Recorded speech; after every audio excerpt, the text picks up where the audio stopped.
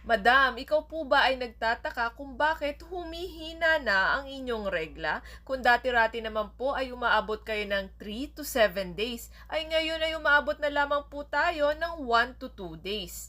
So if you do like my videos po mga madam and sir, just don't forget to please click like, share, and subscribe sa aking YouTube channel and Facebook page po. So maraming salamat po. God bless! Madam, meron po tayong tinatawag na hypomenorrhea. Ibig sabihin po nito ay medical term para sa mga humihina na ang kanilang regla. Ibig sabihin po hindi na ganun katagal sa normal ang kanilang bilang ng araw ng kanilang regla. So ano-ano nga po ba yung mga dahilan kung bakit humihina na ang regla ng isang babae? Kung kayo po madam ay sexually active at hindi po kayo gumagamit ng inyong partner ng kahit anong contraceptive method, ang una nyo pong dapat malaman ay kung kayo ay buntis. Bakit po? Meron po kasi tayong tinatawag, number 1, na implantation bleeding. Ito po ay nangyayari kapag umuuka na or nag-i-implant na si baby sa inyong matres. Kadalasan, nakakaranas po ang ating mga kababaihan ng very light bleeding lamang po na tumatagal ng 1 to 2 days. Kailan po ba ito nangyayari or nagaganap? Bago po kayo datnan ng inyong regla or minsan tumatapat pa po ito sa araw ng inyong regla. Next, umiinom po ba kayo ng any contraceptive pill? Expected na po yan mga madam and sir na humina ang inyong regla. Bakit po? Kapag po kayo ay nagtitake ng any contraceptive pill, bumababa po ang level ng inyong estrogen. Kapag po bumaba ang level ng inyong estrogen ay hindi po kumakapal ang lining ng inyong matres. So ibig sabihin ito po ay manipis.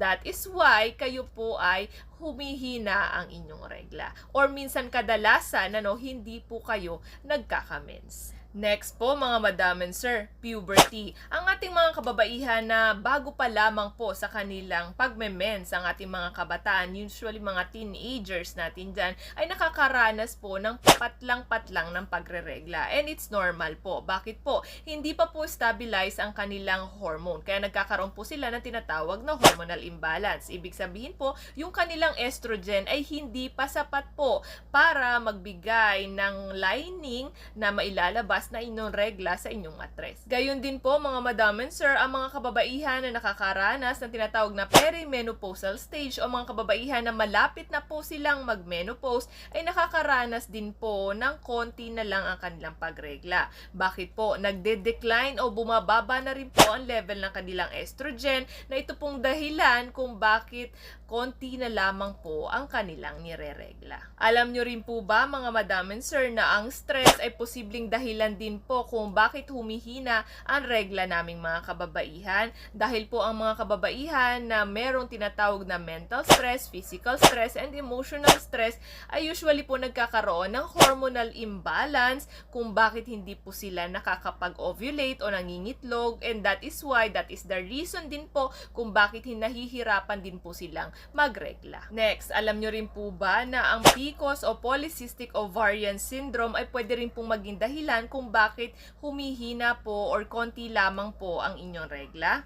Kadalasan po sinasabayan ito ng pagkakaroon ng tagyawat, abnormal na pagtubo ng buhok, and pwede rin pong makaranas o makakita ang isang doktor ang tinatawag na cyst sa loob ng inyong ovaries. Next, kung mataas po ang level ng inyong prolactin dahilan po ng breastfeeding, nipple stimulation, or even po yung bukol sa inyong pituitary gland ay nagkakaroon po kayo ng tinatawag na hormonal imbalance at dahilan po ito kung bakit nagiging irregular or humihina ang inyong regla. Last but not the least, naraspa ka na po ba mga madam and sir? Alam nyo po ba na kapag ang isang babae ay naraspa, pwede rin po itong maging dahilan kung bakit humihina na po ang kanyang regla. May tinatawag po tayong Asherman syndrome na ang ibig sabihin po nito ay nagkaroon ng sugat o peklat sa inyong matres na magiging dahilan po o kadahilanan nito kung bakit kayo po ay nakakaranas ng konti lamang po ang inyong pagregla.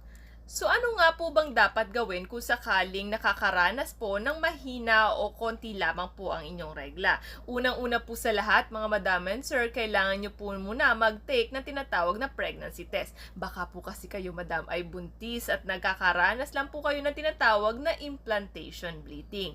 At kung sakali naman po kayo ay negative sa lahat ng inyong pregnancy test, pwede pong mag-conduct ang ating mga doktor ng iba't iba pa pong klaseng mga test. Like for example po, ang ating thyroid hormone test, TSH, T3, and T4. Kung sakali naman po ang mga kababaihan ay malapit na pong mag-menopause, kinukuhanan din po sila ng tinatawag na FSH and AMH.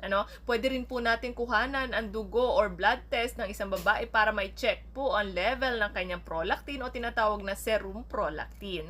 Pwede rin naman po kumuha si doc ng tinatawag na transvaginal ultrasound para ma-check niya kung meron nga ba talagang cyst doon sa loob ng ovaries ng mga kababaihan. Kung sakali pong nakaka-experience po si ma'am ng tinatawag na PCOS, binibigyan po ito ng tinatawag na oral contraceptive pills kung hindi po niya balak magbuntis. Okay? Pero kung sakaling si madam ay gusto pong magbuntis at nakakaranas po ng tinatawag na PCOS, fertility pills naman po ang binibigay dito para po siya ay magbuntis. So, maraming salamat po. God bless. Thank you and